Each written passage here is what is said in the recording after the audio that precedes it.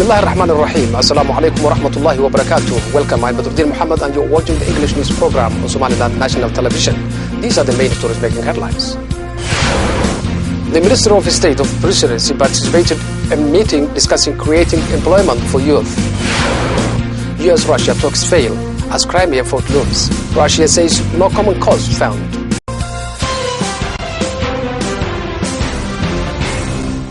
The President of Somaliland, His Excellency Ahmed Mohamed Mahmoud Silayo, alongside with a large number of his cabinet ministers, participated the student of Marine College of Berbera in their swimming training.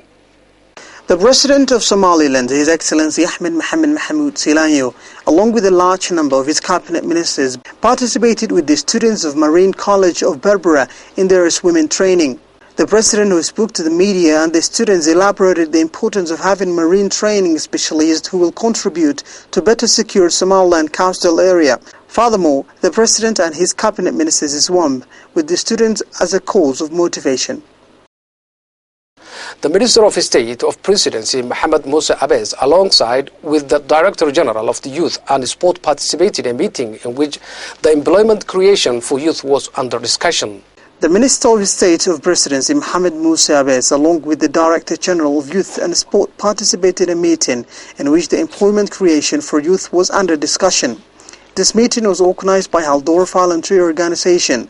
The chairman of Haldor Organization, who spoke at the event, highlighted the objective behind having this meeting, and he finally praised the participants for their participation.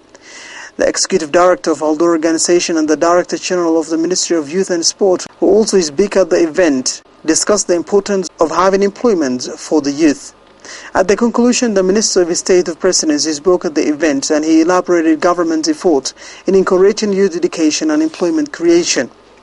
The Ministry of Health told they are beginning the registration of health professionals and generally health workers of Somaliland. The Ministry of Health told they are beginning the registration of health professionals and generally health workers of Somaliland. The Director General of the Ministry of Health, Dr. Uthman, held a meeting with the health officials of Somaliland, who are the officers for the implementation of registration activities throughout the country. The director told to the media that the government of Somaliland decided to register the health workers of Somaliland to control the health quality and capacities of the current workforce of Somaliland. Dr. Isa Abdi Dimbil, who is one of the Somaliland health officers, also spoke at the event and stated that the Ministry of Health is beginning the registration of Morodija health workers in the coming days. The meeting held by the Director General of the Ministry of Health was participated by Somaliland health officers and members of international organizations and other renowned people.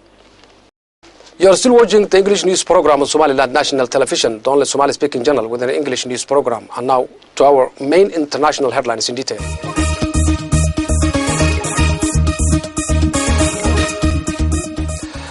Paris court sentences Rwanda genocide suspect Pascal Simbigangwa, a former senior intelligence official, given 25-year jail term for complicity in war crimes in 1994.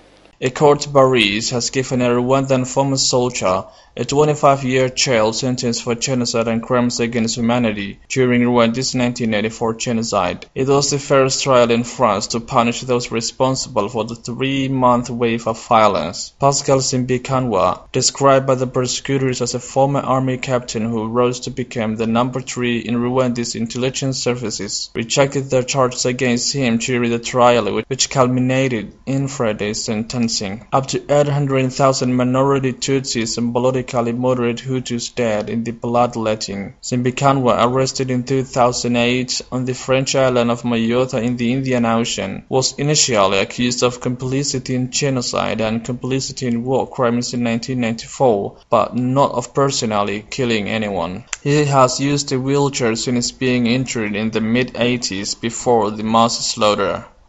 During the 6-week trial, Simbigangwa said he was the victim of a witch hunt orchestrated by the now-ruling Tutsis. Riot police encircled about 10 activists who shouted France was complicit in Rwanda's genocide as they tried to demonstrate outside the courthouse in Paris on Friday. They did not have the proper permit and were escorted away. US-Russia talks fail as Crimea fort looms. Russia says no common cause found. while US says constructive ideas went unheeded in talks on Ukraine region. Russia and the United States top diplomats have said their governments have failed to find a solution on the crisis in the Ukraine region of Crimea, following 6 hours of last-ditch talks. Following talks on Friday in London, Russian Foreign Minister Sergei Lavrov said that Russia will respect the will of the Crimean people and the result of a referendum on joining Russia being held on Sunday. Lavrov said that Russia and the US did not share a common version on Ukraine and no solution had been forthcoming. The crisis in Ukraine is not the result of Russia's actions. Russia will respect the will of the Crimean people at the upcoming referendum. He added that Russia had no plans to invade other areas of Ukraine. Ukraine has reinforced regional support in Crimea in the past few days. US Secretary of State John Kerry later said that he had presented constructive ideas that respect Ukrainians' integrity while addressing Russia's concern, but Lavrov said he would not make Russia's position clear until after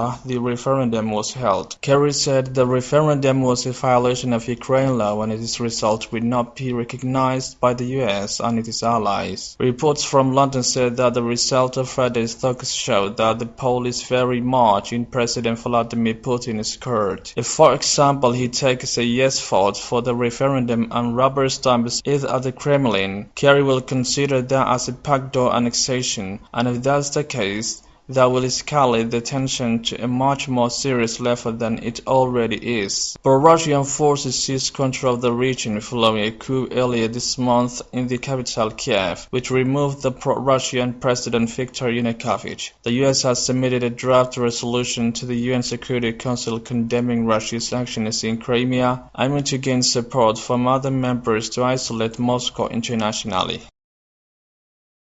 That's the end of our news. Thank you for watching. Until next time, Assalamu alaikum wa rahmatullahi wa barakatuh.